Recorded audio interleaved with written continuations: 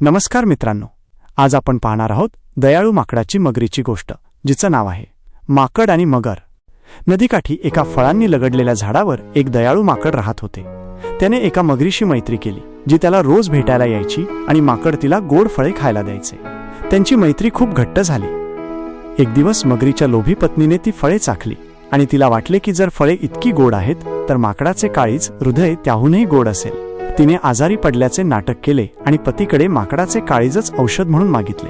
दुर्बळ मनाच्या मगरीने आपल्या मित्राचा विश्वासघात करण्याचे मान्य केले.